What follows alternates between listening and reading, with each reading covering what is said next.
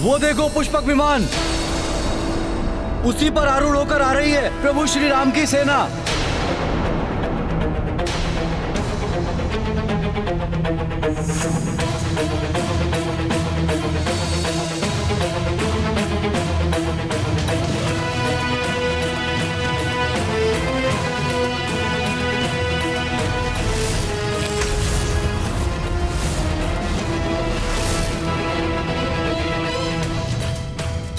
प्रणाम प्रभु, प्रणाम ऋषिवर। श्री राम, श्री राम, राम।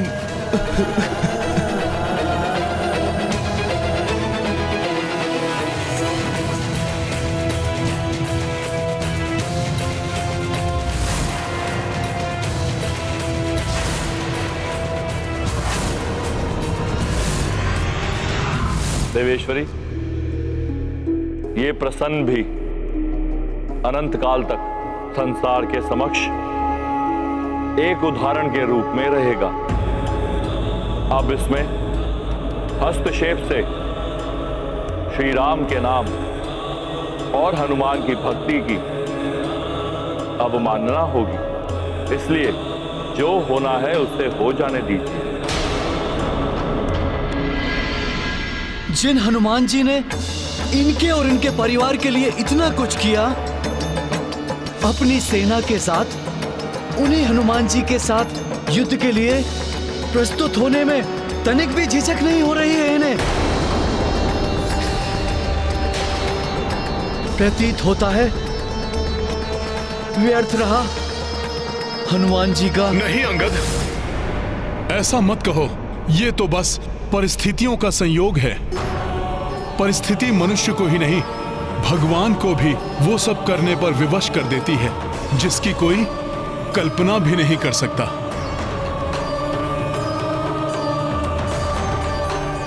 एकमात्र भक्ति ही है जो कभी भी विवशता का आभास नहीं होने देती।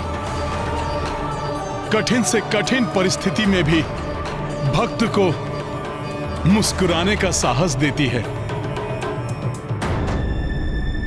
किंतु अब इस परिस्थिति की यही मांग है कि आप काशीराज को हमारे सुपुर्द कर दें हनुमान जी।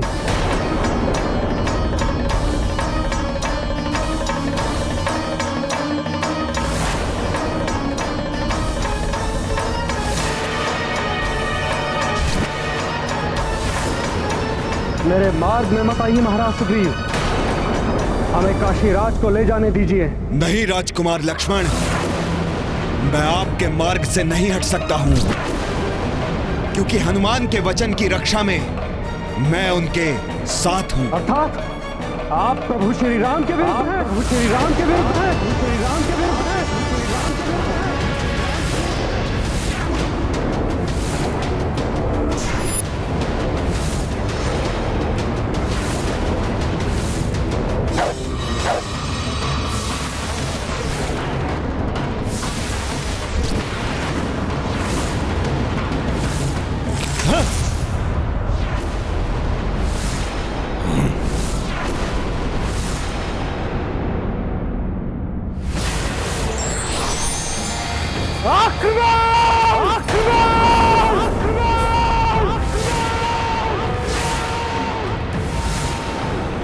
वानर वीरों, आक्रमण! प्रभु श्री राम की, राजकुमार लक्ष्मण की। प्रहार करो, प्राण हर लो इनके, जीवित नहीं रहने चाहिए हमारे शत्रु। प्रभु श्री राम की, राजकुमार लक्ष्मण की। विजय हमारी होगी, आगे बढ़ो, समाप्त कर दो इन्हें। वानर वीर हैं हम, आगे बढ़ो। ये क्या हो रहा है? अपनों को अपनों के ही विरुद्ध युद्ध करते देखना अत्यंत पीड़ादायक लग रहा है। रुक जाइए आप सब, रुक जाइए, एक दूसरे से युद्ध ना कीजिए।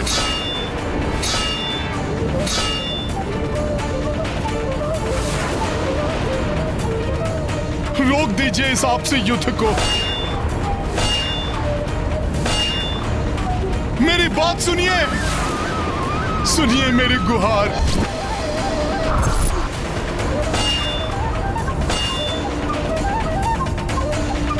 इस घोर अनर्थ का ना जाने क्या परिणाम निकलने वाला है। आज मेरी भी वही अवस्था है जो उस दिन माता पार्वती की थी, जब प्रभु महादेव और पुत्र हनुमान युद्ध भूमि में एक दूसरे के विरुद्ध कर रहे थे। उस युद्ध का तो कोई बड़ा उद्देश्य था, किंतु इस युद्ध में क्या रहस्य है मुझे भी ज्ञात नहीं। भाभी माँ, मुझे कुछ और नहीं, बस इतना ज्ञात है कि अपनों के इस युद्ध में अपनों को ही पराजित कर विजयी होने को पराजय ही कहा जाएगा। इस युद्ध में किसी की भी विजय नहीं हो सकती। इसके पूर्व कि कोई गंभीर रूप से आहत हो, मुझे ये युद्ध रोकना ही होगा।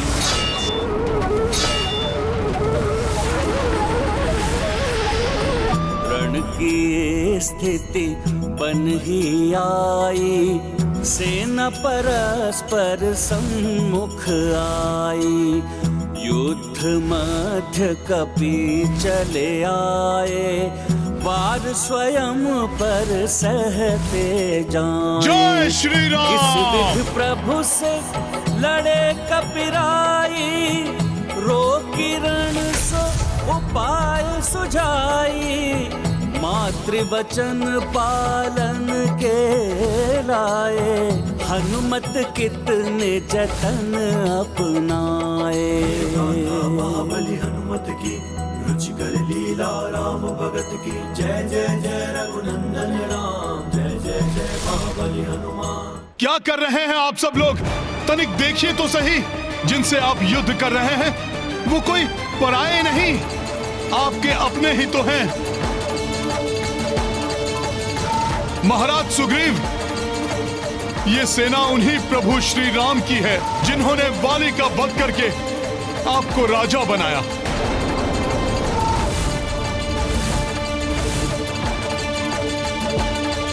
राजकुमार लक्ष्मण, महाराज सुग्रीव और उनके वानर सैनिक वही हैं जो अपने प्राणों की चिंता किए बिना आपके और प्रभु श्री राम के साथ लंका गए थे।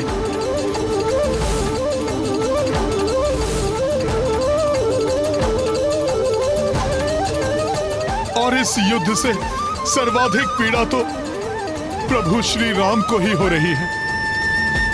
हम भी युद्ध नहीं लड़ना चाहते हनुमान जी। हाँ शत्रुघ्न भैया, इससे दोनों सेनाओं को पीड़ा और ग्लानि का ही आभास हो रहा है। किंतु हनुमान जी, युद्ध के सिवाय और कोई विकल्प भी तो नहीं है। है, एक विकल्प है। यदि मेरे प्रभु श्री राम स्वयं युद्ध भूमि में आकर अपने बाण से मेरा वध कर दें।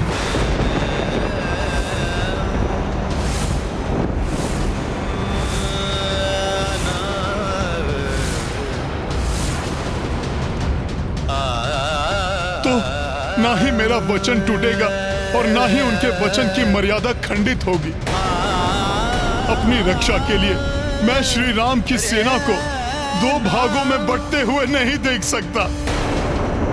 इसलिए अब यह युद्ध केवल और केवल मेरे और मेरे प्रभु के मध्य ही होगा। इस भक्त और उसके भगवान के मध्य ही होगा।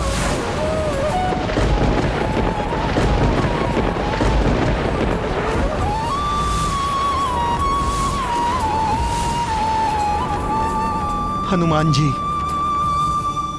हमें काशीराज को ले जाने दीजिए। इस अनहोनी को घटित होने से रोक लीजिए।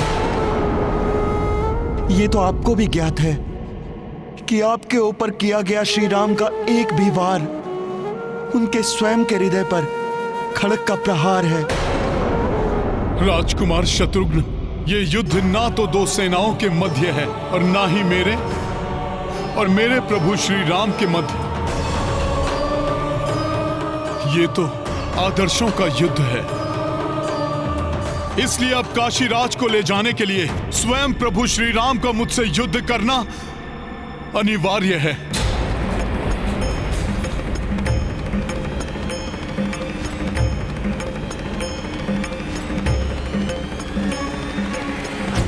मैं आपके वचन पूर्ति की प्रतीक्षा कर रहा हूं राम। आपके वचनानुसार शीघ्र ही काशीराज का उसके शरीर से विलग हुआ शीश यहां होना चाहिए मेरे चरणों पर। क्या हुआ राम? आज आप अपना वचन पूर्ण करने में अक्षम हैं। यदि आप अपना वचन तोड़ना चाहते हैं तो मैं भी अपना वचन तोड़ने के लिए बाध्य हो जाऊंगा राम। शापित करूंगा काशीराज को। लेकिन स्मरण रहे, ऐसा करने से रघुकुल की रीत सदा के लिए समाप्त हो जाएगी राम।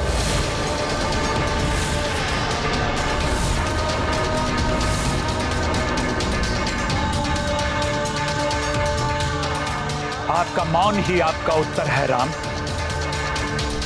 समझ गया मैं, आप अपना वचन पूर्ण करने में असमर्थ हैं। भूल थी मेरी श्री राम कि मैं आपके पास आया।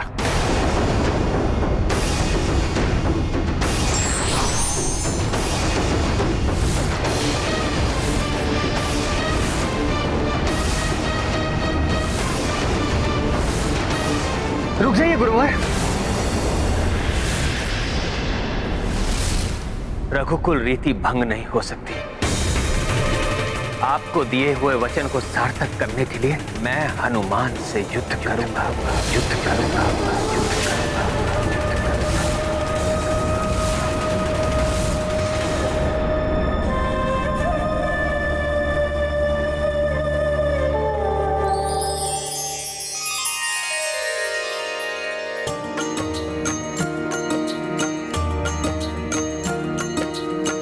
सम्मुख भक्त खड़े भगवंता, इत श्री राम तो उत हनुमंता। देव अवाक हो दृश्य ये देखा, अविश्वास मह वानर सेना। सिया राम जय हनुमान। राम दुखी मन धनुष को तानी, हनुमत लागे गदा भारी। दौर विवशता छाई, पीड़ित दो कपी रघुराई। सिया राम जय हनुमान। राम सिया राम जय हनुमान।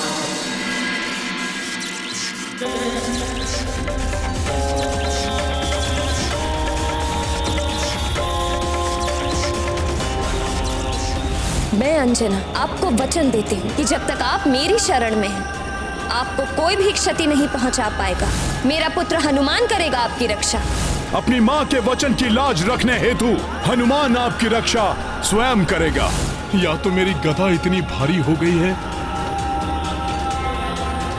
या फिर प्रभु के समक्ष इतना शक्तिहीन हो गया हूं मैं, जिसके कारण ये गदा मुझसे उठ ही नहीं रही है। अब क्या करेगा पुत्र हनुमान? प्रभु के लिए उसकी भक्ति उसे अस्त्र नहीं उठाने दे रही है, और अपनी माता के लिए भक्ति उसे पीछे नहीं हटने दे रही है। माता पार्वती और माता अंजना के समान इस माँ को भी अपने पुत्र पर पूर्ण विश्वास है। वो इस परिस्थिति से बाहर आने का उपाय निकालकर इस युद्ध को अवश्य रोक लेगा। आप उचित कह रही है भाभी माँ।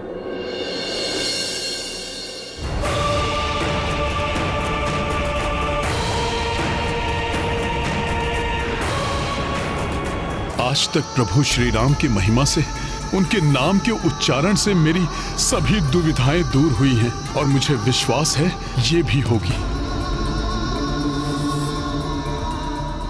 काशीराज जी, आपको स्मरण है मैंने प्रभु श्री राम के नाम की महिमा के बारे में आपसे क्या कहा था? प्रभु के मात्र नाम से ही मेरी समस्त दुविधाएं मिट जाती हैं। ये दुविधा भी श्री राम के नाम से ही समाप्त हो जाएगी।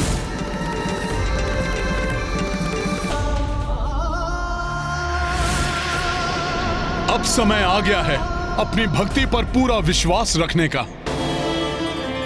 उस नाम पर विश्वास रखने का जिस नाम के बल पर हम श्वास लेते हैं, जो यदि उस नाम का जाप करते करते रुक भी गए तो कोई खेद नहीं। इसलिए काशीराज, आप पूर्ण निष्ठा से उस नाम का जाप प्रारंभ कीजिए।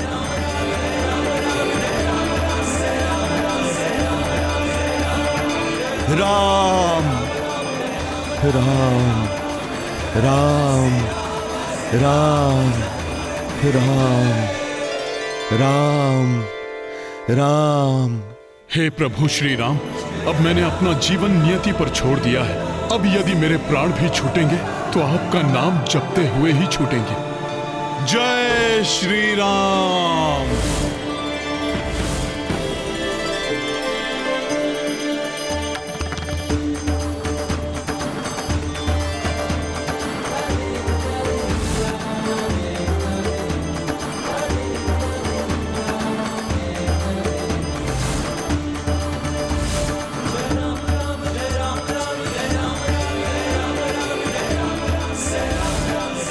मैं तुम्हें वरदान देता हूं, जिस प्रकार तुमने मेरे और मेरी संपूर्ण सेना के संकट हरे, उसी प्रकार तुम सभी के संकट हरोगे, सभी के संकट हरोगे, सभी के संकट मोचन महाबली हनुमान। हनुमान, मैं तुम्हें अपनी रक्षा करने का एक अवसर और देता हूं। दे दो काशीराज को मुझे। प्रभु, यदि मैंने ऐसा किया तो आपसे सीखी मर्यादा तो खंडित होगी। जिस प्रकार आपने अपने पिता के वचन को निभाने के लिए 14 वर्ष का वनवास स्वीकार कर लिया था, उसी प्रकार अपनी माता को दिए हुए वचन को निभाने के लिए आपके हाथों मृत्यु स्वीकार करने के लिए मैं प्रस्तुत हूं। एक बार पुनः सोच लो हनुमान, क्यों अपने प्राणों को खोने का हठ कर रहे हो? प्रभु, मेरा तो जीवन ही आपको समर्पित है। जीते जी आपकी सेवा करूंगा और मृत्यु के पश्चात भी आप में ही समाहित होऊंगा।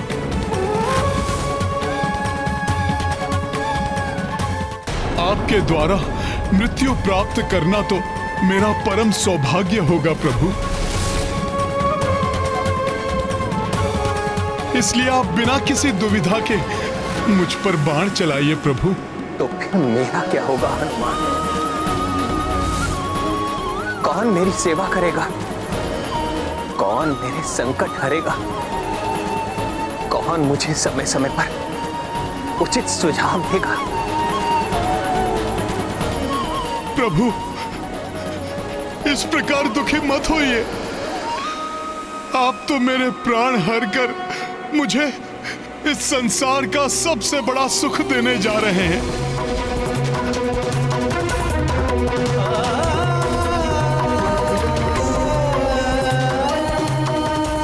राम राम।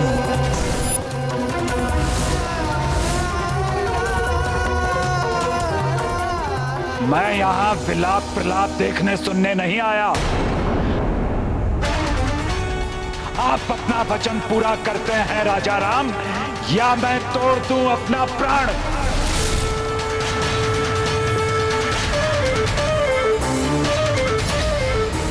राम राम राम राम राम राम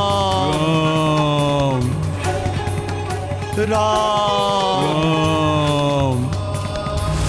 राम राम राम राम। जय श्री राम। राम। जय श्री राम। राम। जय श्री राम। राम राम। जय श्री राम। राम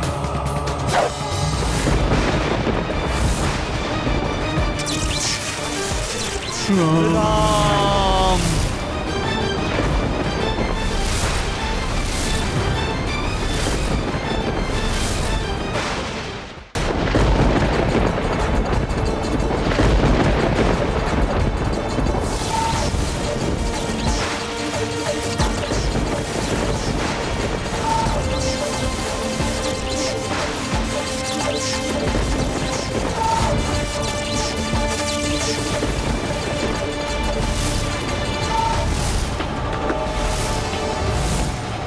इतनी व्यग्र क्यों हो रही हूँ मैं? पुत्र हनुमान सुरक्षित तो है?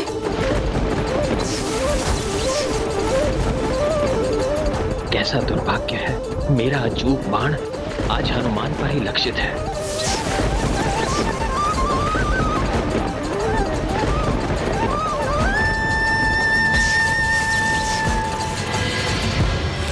हनुमान!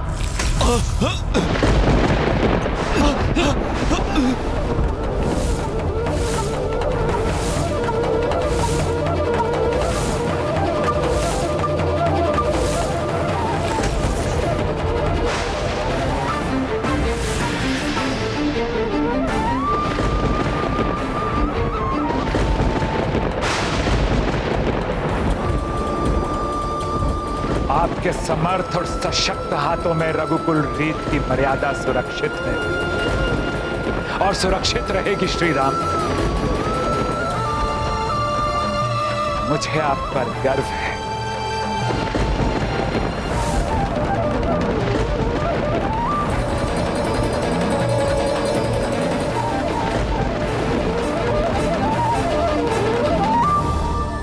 मुझे ऐसा क्यों प्रतीत हो रहा, जैसे कुछ अनर्थ घटित हुआ हो?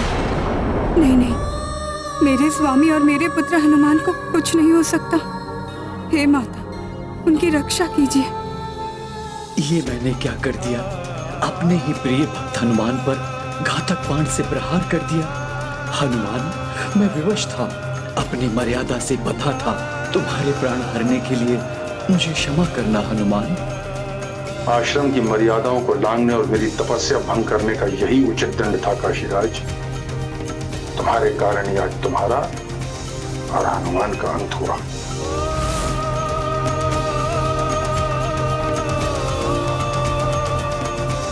परिस्थिति कठिन परीक्षा लेती है, चाहे वो कोई भी हो। इसलिए व्यक्ति को सदैव तत्पर रहना चाहिए और सदैव मर्यादा के साथ धर्म का पालन करना चाहिए।